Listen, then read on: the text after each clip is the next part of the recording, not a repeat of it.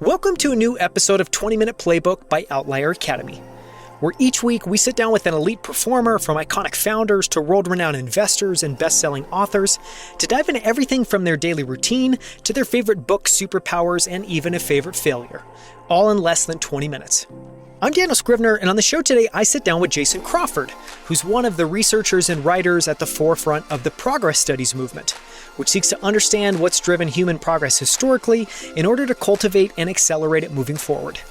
Which is, to say the least, absolutely fascinating.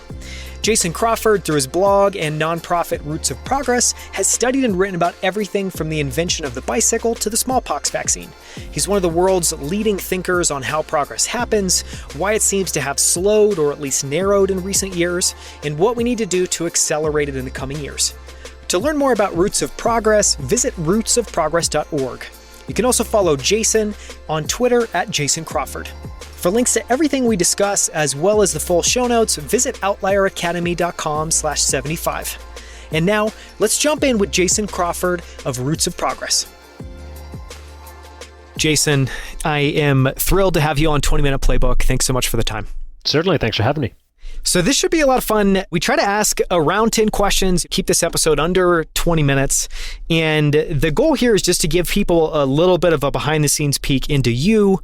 We've obviously covered all your work with Roots and Progress in depth in the Infinite Games episode. And I'm super excited about this because I think you'll have some amazing answers. So the place that we always like to start is just to ask if there's something you've been excited or fascinated about recently, something you can't get out of your head, something you're thinking about all the time for whatever reason. Yeah, sure. Well, I always have a large number of these topics within my work. I got going on my work with the Roots of Progress because I was just fascinated with stories of invention. Right now, one thing I am trying to understand, and these things get super detailed, but what was the exact alloy of metal used by Gutenberg to make the type for his printing press? So it was an alloy of lead, tin, and antimony, I think. And each of those metals is doing something specific in order to make it easier to cast the type or for it to work better. And so I'm really trying to get clear on why couldn't it have been pure lead? Why couldn't it have been lead and tin or whatever? So these are the weirdly specific questions I dive into. Amazing, though. Amazing. Best answer so far. Just in terms of that, is part of the interest that there was something different with that press than previous incarnations of it? Yeah, definitely. Well, printing as such had been around for a long time in the form of woodblock printing, where you would carve out in a block of wood the thing that you wanted to print, and then you would press the paper against it and then kind of rub the back of the paper with a brush or something. And so Gutenberg didn't invent printing, but what he did come up with was a system of movable type. So you had individual letters that you could arrange that were pre-made, pre-cast that you could arrange to make any page of type. He actually used a new and different ink based on oil or fatty-based ink rather than water-based, and I don't yet understand the full significance of that, but I think maybe it just didn't run as much. And then the third thing was that he used, rather than a rubbing mechanism, he used the press. So a screw press had been used for pressing olives to get olive oil and so forth. He adapted that. So it was those three things put together. Apparently, the casting of the type was the biggest core problem. But yeah, those three things together made for his system. Like a lot of other inventors, all the components had already existed before him, but he was the one who put them all together and integrated them into a working, practical system, and that's why we say he invented the movable type printing press. I have more questions I would like to ask, but I'll stop myself. I'm really curious to hear your answer here. So one question that I always like asking people is what their superpower is. And clearly, even just in your last answer, you just have a very unique ability to kind of deconstruct things and just ask the why behind the why behind the why until you get to just a really interesting answer. Maybe that's your superpower. Maybe it's not. How do you think about what your superpower is? And how do you think about how you harness that to do the work that you do? I think definitely learning is a superpower. I feel confident that I can dive into any area and learn it just as fast as anybody else. I'm not necessarily the expert in any particular area, but I can go ramp up extremely quickly. And part of the reason for that is that I have a very finely tuned sense of when I really understand something and when I don't. And I'm pretty much always able to pinpoint my confusion or my ignorance. So like I just said, okay, I can tell you what alloy Gutenberg used, but I don't fully understand what each of those elements is doing. And so I always know what is the next question to ask. I can ask questions like, well, what happened if you tried to use 100% lead type rather than that alloy, that kind of thing. Just more broadly, I would say my strength is bringing clarity to any intellectual situation and bringing structure to ideas when, as so often happens in the study of history, you just have an enormous laundry list or a grab bag collection of facts, and it's unclear how to put these all together into a structure such that they make sense as a big picture and can be retained and communicated. And I think that's why I do well as a storyteller in this area. Yeah, those are true superpowers, especially for what you do. On the flip side, what do you find that you struggle with, and how have you improved or just worked around those things over time? Yeah, wow. So many things. It is a real struggle to try to be a researcher and also be starting a new nonprofit at the same time, let me tell you. If you're familiar with, I think it was Paul Graham who had the maker schedule versus manager schedule. Like, those aren't just schedules, those are really mental sets. Can you do both? You cannot do both in the same day, I don't think. It's very difficult for me. I can maybe do them on alternating days, definitely on alternating weeks. But sometimes I feel like I really just need to block out an entire week to go make progress on my book. On the habit and routine side, and I'm going to ask a separate question in a second about just writing process, research process, which hopefully may be a deep question. We'll find out. But separately from that, just in terms of kind of daily routine, is there anything that you've learned about yourself, any routines or habits you've picked up that you try to input in your daily life? These can be things you strive for, or these can be things you're like, every single day I've got to do this. Anything there that you find improves your performance? Yeah, well, I'm a new dad, so my daily routine has been completely discombobulated and I'm still getting back to it. But I would say the single most powerful technique that I have found is that when you start your day, certainly when you start your productive day, literally even if you can do this from the moment you wake up, rather than checking email or any kind of communications or anything, start by pulling out a blank sheet of paper, whether that's literal paper if you like to write on literal paper, or whether, like me, you use an electronic note-taking system, and just think on paper about your day. How's it going? What's up? What am I going to do today? What are my priorities? And so forth.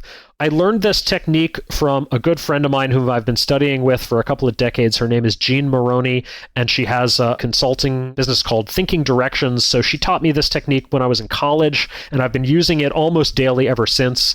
I use this technique when I'm facing a difficult question or something I don't know how to make a decision on or something I'm confused about. And I also like to use it just as a way to get the day started. Is just this technique of journaling. The counterintuitive key is you got to do it in full sentences and paragraphs. But do it completely without censoring or editing yourself. No one else is ever going to see this. It's completely for your own eyes only. But don't just make bullet points or jot down words. Write it in full sentences and paragraphs and get your thoughts out. It slows you down a bit, but that's actually part of the goal, and part of the benefit is it slows your thinking down so that you can capture all of your thoughts and even the fleeting thoughts and emotions, which are sometimes the key to deeper insights. I have not heard her name, so I'm going to look her up and potentially try to get her on the show as a guest. This question may be a wash because I know what it's like to have a newborn at home. We've got almost a 12-month-old. So you may not have an answer here. We can just move on. But do you have an approach to diet, exercise, and sleep that you typically try to follow? Is that an area you've spent much time in? Obviously, I'm sure the answer today is just trying to survive. Yeah, so I'll tell you about my previous routine, maybe, rather than the current. I don't know if I have any special secret answers here. Okay, sleep. I used to have major problems with sleep. Getting to sleep at night, I felt I was a night owl and an insomniac and so forth, and I fixed that. The meta kind of answer about how I fixed it is I just went and researched all the things that might be wrong, and I tried them all until something worked. And people seem to be highly variable here, so if you're having any problems with sleep, I recommend just experiment with everything. It turned out for me the key was light management. So I'm very sensitive to blue light at night. Staring into a screen late into the night was keeping me up. But even just having the lights in the room on too brightly. And so I installed this app on my laptop called Flux, which makes my screen dim and orange in the evening. On my phone, I use night shift or night mode, whatever it's called. And then literally just all the lights around the house I dim progressively throughout the evening. Now, my wife thinks this is hilarious and bizarre because she does not have this problem at all. She's completely insensitive to light. She can fall asleep with the light on, which is bizarre to me.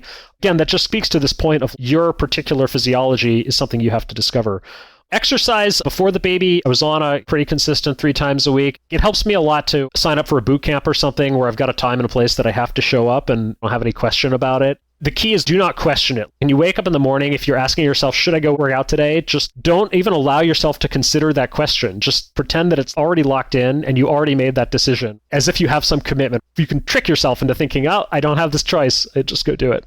On the software and tool side, and maybe we can take this in the direction of talking about your note-taking system, but the question we generally broadly ask people is just anything interesting on the software side or on the physical tool side that people use to manage work, tasks, and time.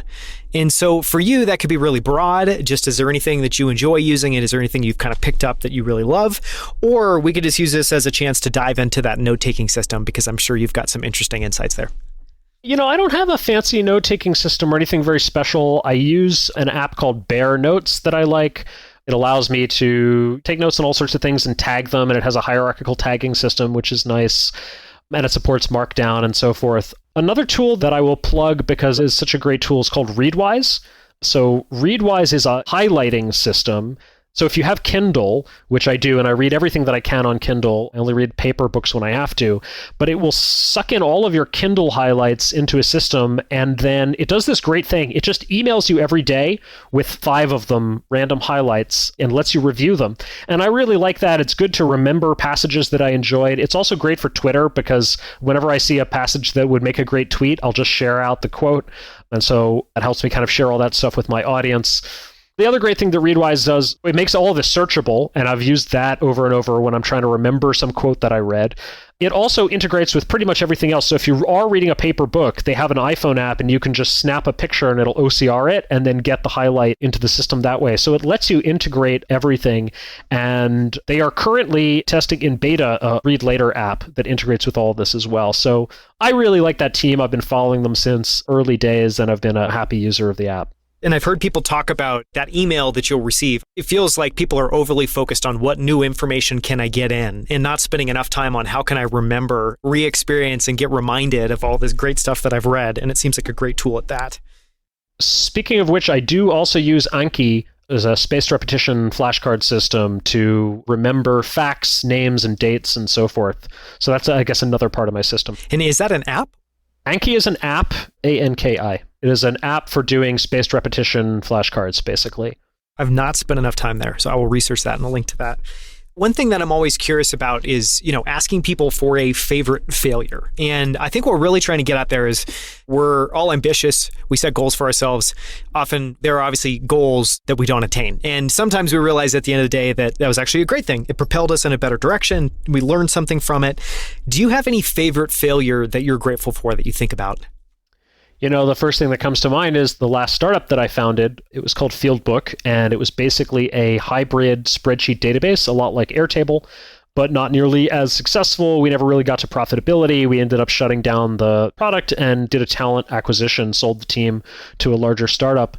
I poured 5 years of my life into that. But it's one of those things where I am deeply glad that I tried. I was absolutely obsessed with the vision for Playbook for years before I started the company, just the same way I've now gotten obsessed with studying the history of progress. And it's one of those things where if I had never tried, I would always be wondering what if, and why didn't I go for that thing that I couldn't stop thinking about. On the book side, in the previous interview we did, we talked about Where's My Flying Car, the old book that's about to be re-released through Stripe Press, and we'll link to that here. So I want to take this in a slightly different direction, and things that I was curious to ask you is, obviously as someone that thinks a lot about progress, are there any sci-fi books or futuristic books that you think are really interesting? These could be older ones, this could be newer ones. And then alternatively, as a writer, are there any writers whose work you admire? Sci-fi. I've read some sci-fi. I wouldn't say I read deeply in the genre. Probably the writer I've read the most of is Neil Stephenson. You can definitely find in a number of his novels inspiration for sort of things that people could create. Diamond Age, for instance, famously. Essentially, it's a book with an AI behind it that trains and provides education for young people. I won't say more than that to avoid giving away too much, but I've heard Stevenson say in interviews that that has inspired many people over the 25 years since that book came out. And every once in a while, someone will come to Stevenson and say, I'm doing a startup based on Diamond Age, and they're trying to bring some aspect of it into reality. The funny thing is they're all doing something a little bit different, so everybody has their own different interpretation on what it should be. I thought Ready Player One did a good idea of envisioning what a virtual reality future could look like. I particularly enjoyed the dance club scene in the zero gravity environment, which was just a cool idea. And then, sorry, what was the second part of this? Just any writers whose work you admire. Yeah, it's a good question. There's a small number of authors whose work I feel like I just want to read all of. So one who comes to mind, probably my favorite blogger today, is Scott Alexander, and his blog previously Slate Star Codex, now Astral Codex 10. He dives so deep into subjects, he covers them so thoroughly, and yet in a way that just really pulls you along, is very easy to read, in my opinion. And I think about comparing my own writing to his, and I think I'm pretty good at conveying the big picture, explaining deep concepts, at being really clear about subtle distinctions. Scott does all of that, and he's really funny on top of it. I just sort of envy that. I feel like I can't even quite match that. I can maybe be as clear as him, but I can't do it while also just being really funny at the same time. If it makes you feel any better, I can't do what either you or he can do. So there is an order of hierarchy there. Okay, last two questions. First is just if you have a definition of success, and this can be in your work specifically, in the impact you want to have there. This can also just be the way that you look at life and the way that you look at how you want that to unfold or what you want your life to stand for. I think the most important thing at the broadest level about success is that whatever it is, it has to be success on your own terms. And I think about this a lot, again, as a new parent and thinking about how I want my children's lives to go. And I might have a lot of aspirations for them, but I think it's far, far more important that they achieve whatever their aspirations are for themselves and that they actually learn to choose that for themselves, which is a much more difficult thing than it might seem. I think to really, truly choose for yourself and to pick something because it's what you want and not because it's what you think other people will approve of you for, or the thing that you think you're supposed to do, or even because it's just an old idea that got stuck in your head when you were young but isn't authentically you anymore, that can be really difficult. So just being true to yourself in that way. Yeah, really well said. Last question. What are you most grateful for in this phase of life? So many things. It's cliche to say my family, but I do have to say that. My wife is amazing and has been amazingly supportive as I've made this career transition and gone off on this, wait, so you're going to write your blog full time? What is this, right? And the whole broader sort of extended family has been very supportive. And just more broadly, the fact that there have been a number of people who have liked my work enough to just give me money to keep doing it, and people who've seen that potential and believed in me and made it possible for me to take this weird, eccentric, intellectual obsession of mine and just go deep on it and go it full time. I'm deeply grateful for that. Yeah. I'm one of, I'm sure, many, many people that thinks the work you're doing is really important, thinks that you're a really important voice that I think the world needs right now. So I am thrilled to have you on. Just to give people a few links, you obviously write full time. This is now a nonprofit. You're starting to hire. You're starting to build more of a team. And people can find that work at rootsofprogress.org. They can also follow that on Twitter at Roots of Progress. Can people find you on Twitter? Yeah, sure. So I tweet even more than the Roots of Progress account. The Roots of Progress account is more of a feed of like all of our posts and announcements, but I tweet all sorts of stuff, and my handle is just my full name, Jason Crawford. Awesome. Well, thank you so much. This has been an incredible conversation. I highly encourage anyone listening to this that enjoyed this conversation to listen to the full episode, Infinite Games, where we go really deep in your work. Thank you so much again for the time, Jason. Been great talking to you. Thank you so much for listening. You can find links to everything we discussed, as well as the show notes and transcript for this episode at outlieracademy.com/75. For more from Jason Crawford, listen to our in-depth conversation all about his research and writing into the nature of human progress in episode 72. To explore more incredible interviews with the founders of Superhuman, Levels, Rally, Common Stock, and Primal Kitchen, as well as best-selling authors and some of the world's smartest investors, visit outlieracademy.com. From our entire team at Outlier Academy, we hope you enjoyed the show. I hope to see you right here next week on 20 Minute Playbook.